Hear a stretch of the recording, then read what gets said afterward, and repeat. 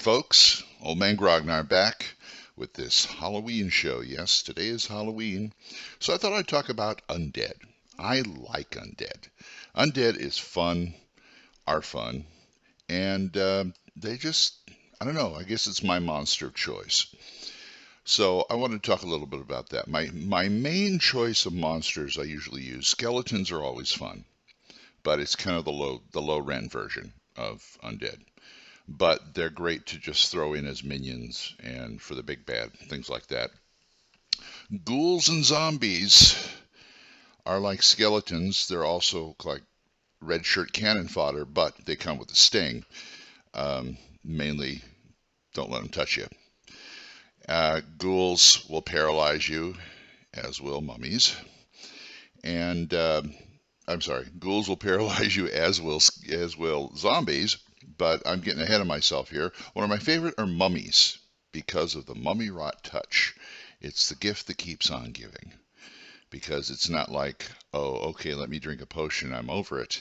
It's like, no, I've got to get rid of this by going to a holy man or a cleric or something like that. And then I drink the potion and heal myself. That's what I like about them because, it kind of, remember that mummy you ran into? That kind of thing. And I want to talk about player characters as undead. I remember years ago there was a Ravenloft module called Adam's Wrath, which was inevitable because when they did Ravenloft, the module, which is basically their take on Dracula, pretty much, with Strahd, well, Adam's Wrath is their take on the Frankenstein story. And if you know anything about Ravenloft, there is a Dr. Mordenheim in one of the realms. And this is basically what happens is the players start as undead. They start as golems because they found out their brain has been transferred into golems by Dr. Mordenheim. And he tasks them to go find his first creation, Adam, aka Mordenheim's monster, Frankenstein's monster. And I don't know, bring him back, defeat him, destroy him. I don't know. It's been a long time since I read that one. But they start out as an undead. And I think on one hand, I think it's a brilliant idea. On the other hand, I'm going, yeah, right. Players are going to buy this. All of a sudden, you're like, what? I'm a golem? A flesh golem? Oh, no way. They're not going to like it. But as my friend Tinker over at Tinker's Tavern proved or said, he said, those things are great for the start of a campaign.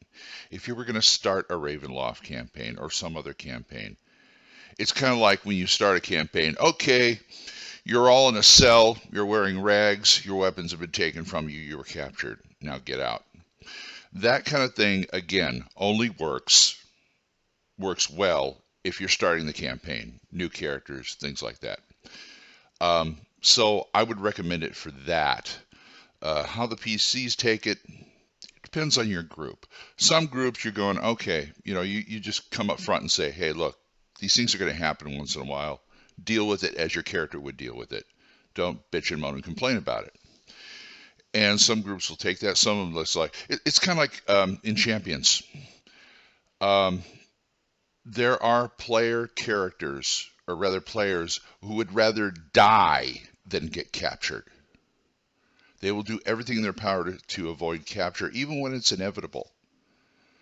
And that kind of thing, it's a loss of player agency is what it is. And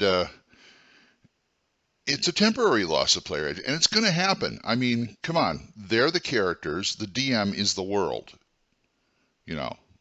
And some people will shout railroading, done badly. Yeah, I guess it could be a railroad, but it's not, it's kind of a temporary thing where you go, it's not like, okay, there's the orc, go fight it. It's like, okay, here's a situation. What are you going to do about it? It's not the situation. It's how you react to it.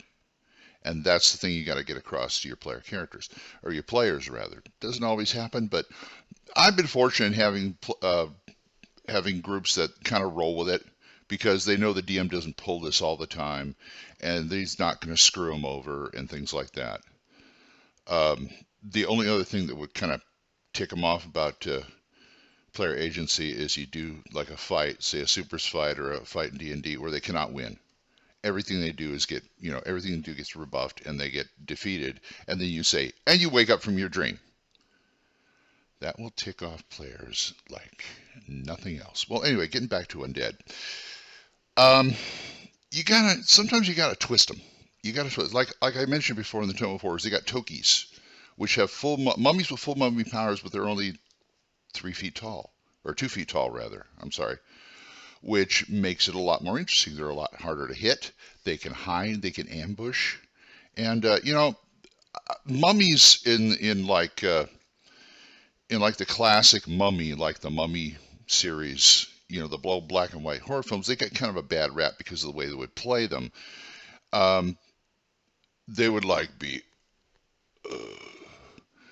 Anybody with a good pair of Nikes can run away from these things. Don't play them like that. If you ever watch the Mummy that Hammer Horror plays, where Christopher Lee's playing the Mummy, he books. He gets in there, roof, and he's like right in your face.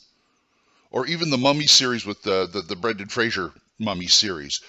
Those mummies, man, I'd be running for my life. That's the way you gotta play mummies. Anyway, back to Undead, or the other Undead.